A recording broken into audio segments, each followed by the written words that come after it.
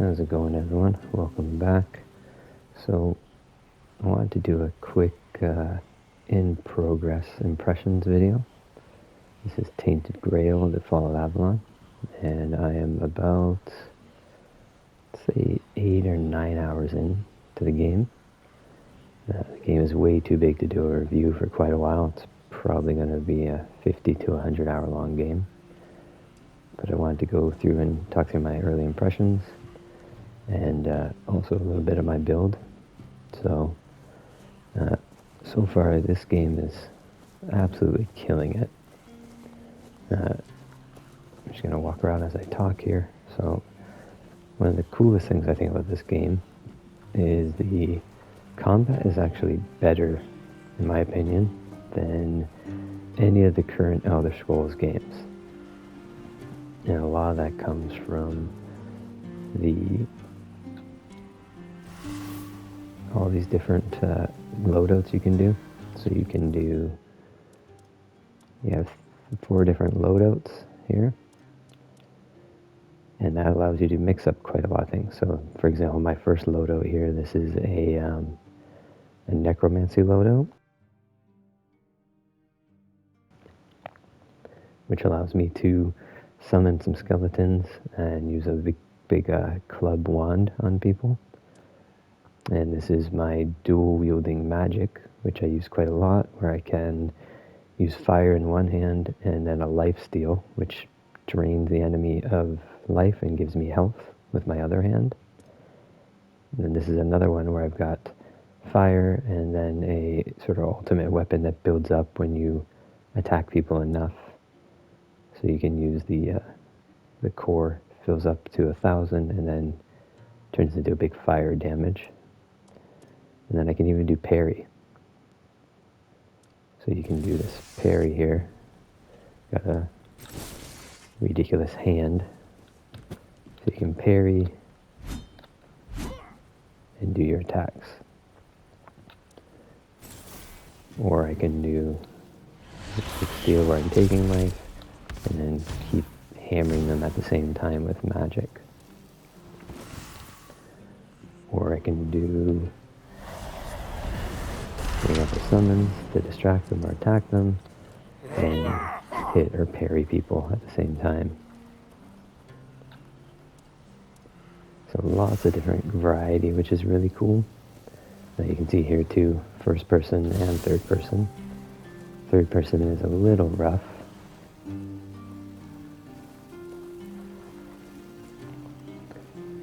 And I think that's because it's pretty new. The game was in beta release for 2 years. They just released it.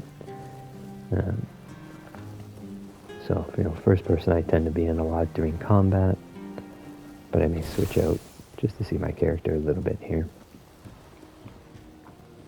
Another really impressive thing that I found in the first few hours is the amount of side quests. So, I have explored quite a bit of the first region. So you land here after the initial demo portion, and then you've got your main quest, which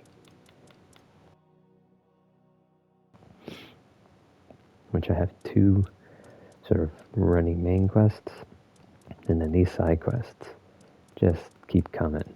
So you've got bounties where you're hunting down harder enemies, miscellaneous quests like helping build a dock or helping craft something.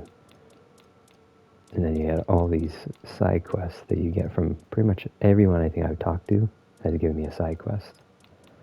Which means in almost 10 hours, I've only done a handful, maybe like the first 2 or 3 parts of the main story. I've just been doing side quests and exploring, which is a huge amount of depth in this game. So, here are my completed quests so far. Lots.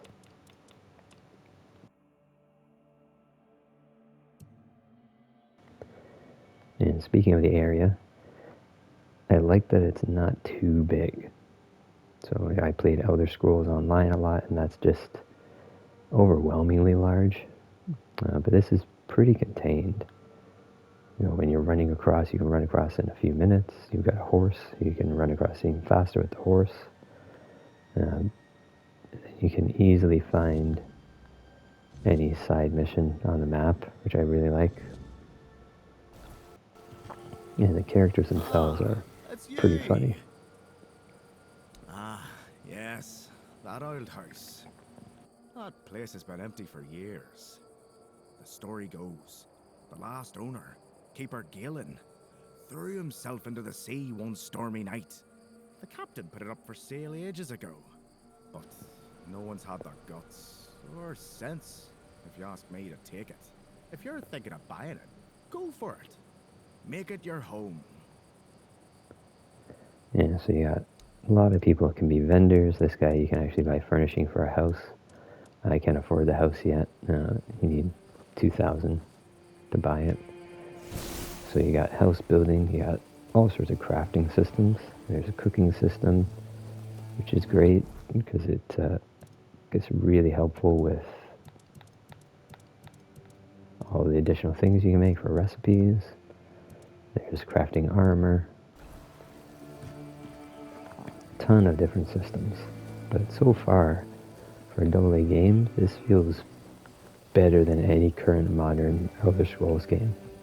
I think this is kind of like the pinnacle of what a modern Elder Scrolls game should be. It is a little janky. I've ran into some weird glitches here and there, one crash. But all in all, it's pretty stable.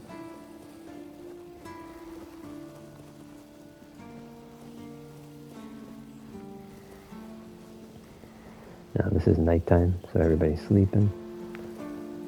But you can easily go through with these bonfires. You can cook, rest, level up. If you make your own bonfire, you've got some additional things you can do there. Rest the daytime. Actually, before I rest, at night, which is cool, the nighttime in this game is very different. So nighttime, this weirding comes, which is this sort of evil thing that happens out here. There's my horse. And when you go out, you got all these harder enemies that show up and monsters. So let's just go find a few and we'll use some of my magic. Give myself one more 7. See if we can find anything to attack us. So nighttime is pretty intense because it gets a lot more vicious.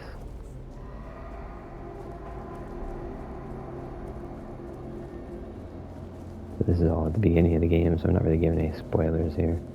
Let's see if we can find some enemies in the weirding. So enemies get harder. You can collect some additional things you can't get as easily during the daytime. And of course, there's nothing alive right now for me to kill.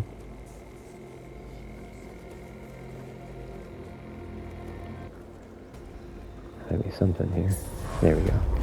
So, see his eyes are glowing. If I let this guy hit me, no, I would, but he just got killed by my skeletons. See if we can find anyone else. Yeah. I'll let this guy hit me. I'm going to show my life drain. So then I can just do this, take life back, and be shooting at the same time. And you also have a dodge, which is great. But combat in this game is super fun. I'm going to switch to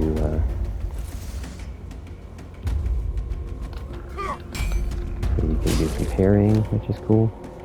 You can really mix stuff up. Yes, I am fighting with a broken hand.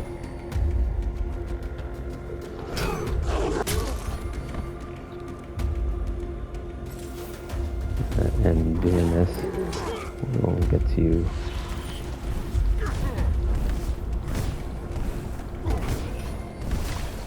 additional stuff. This things you can't get during the daytime. And then if you want to set it back, place your bonfire, and rest till morning.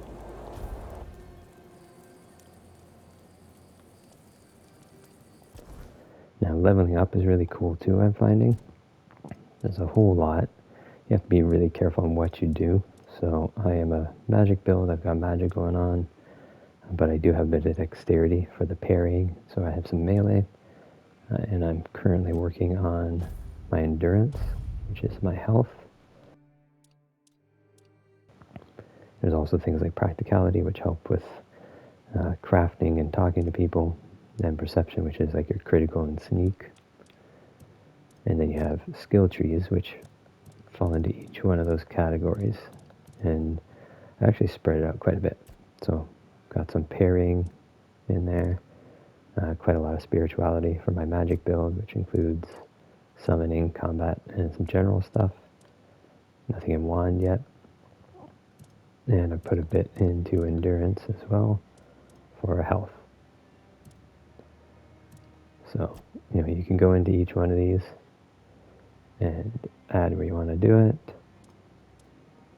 Example being here, like I'm doing a lot of summoning, so I'm going to add a point into one of these, so when you deal a killing blow, your summons regain health, so you can continue to get your summons to go up stronger. Or this one, whenever a summon dies, you get attack speed. So we'll do that, because I do kind of want to do this regen. So very deep systems in this game, very impressive. And for the story mode, if you have certain points you can do, you can actually talk to Arthur and gain insight on the main story. Now, visuals, it's a super attractive game. It looks really nice for what it is.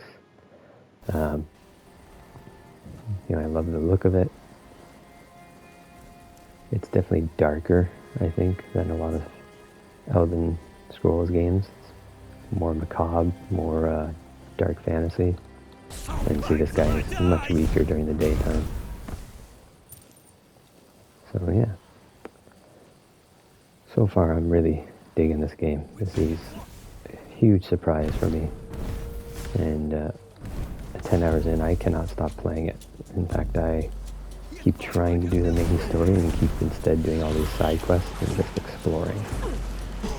Huge testament to what this game is, when you can spend so much time just exploring the area and finding new things. And the fact that every time I pretty much talk to any single NPC, I've gotten a side quest. So and these aren't your run-of-the-mill go fetch stuff. There is some fetch stuff, but there's some really cool side quests. One of the first side quests I did was called, where is it? Dead as Dreams. One of my episodes of my playthrough cover this, and doing that was really important because that gave me all my necromancy. So from that single side quest, I was able to get this life. I already had the transfusion, but I got the skeleton army. I got this other soul salvage where you can take back your summon and get some health from it. I also got the club that I'm holding right there, which is a magic club. And I got the armor I'm wearing. So armor itself too is upgradable.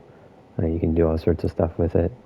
You can even put in additional things. So my armor I'm wearing right now, I have a tainted blood taint shell, which means I restore 10 of my health every time I kill an enemy.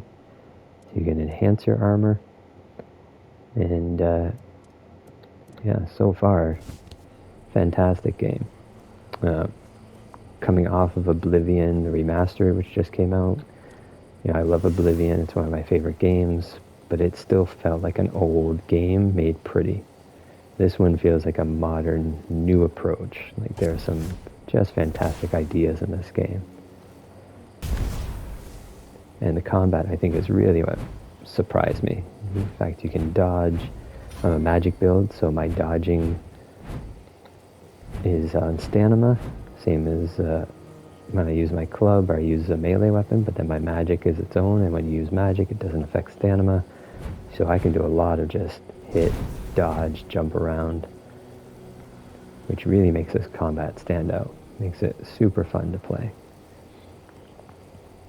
And because I'm doing this lifesteal, I'm much less afraid, because I can literally just hit people, start taking, keep hitting them. If I want to dodge back, I can dodge back. And my health just keeps building up, so it's kind of like a bit of an easy mode. I played Bleak Faith, and I did a bleed build there too, or a lifesteal build, where I could just keep healing, and made it a lot easier. So, super fun. And there is, if you're intimidated by games like this, I do appreciate the fact that this game has lots of different things you can do with it. So outside of that, you go into settings,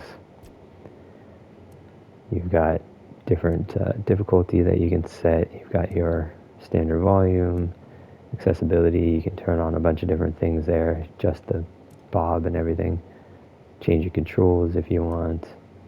I can even do, like, I went in here and I changed my third person perspective because I wanted to feel a little bit more like Elden Ring almost, with that distance, which I think made it a little easier to move around. And for a game that is not full price, so you buy this game at a AA cheaper cost. I'm up in Canada, so I spent a certain amount on it. It's probably a little cheaper if you're in America for American dollars, but still fairly cheap game, all things considered.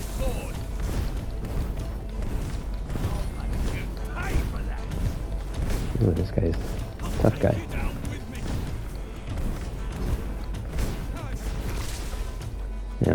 Like even there. So I can use my dodge just to get away from them. Take some of his health and my lifesteal.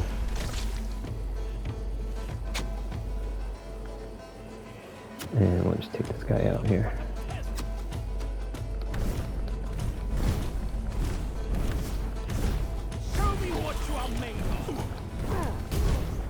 Just tank him.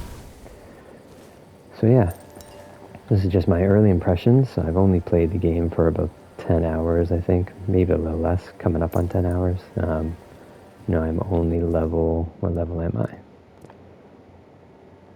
So I'm only level 13, just getting started.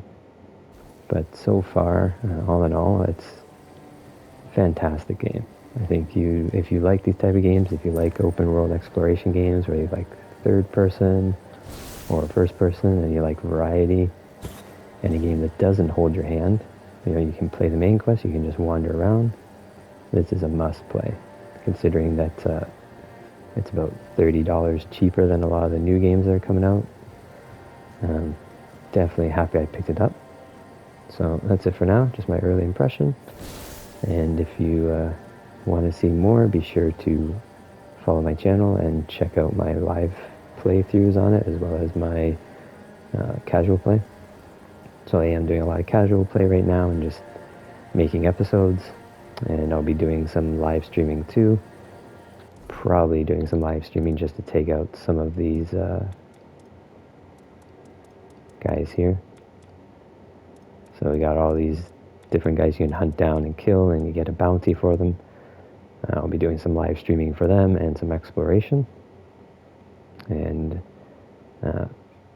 hopefully continue on with the main story, which I've only done the first step to.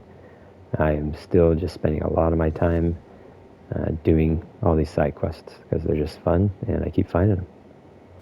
Thanks for watching, and hope I see you in the world of Camelot and Avalon and in Tainted Grail. It is worth everybody's time. Check it out. It's an awesome game. We should really support these independent games like this that have so much depth and variety. Thanks for watching.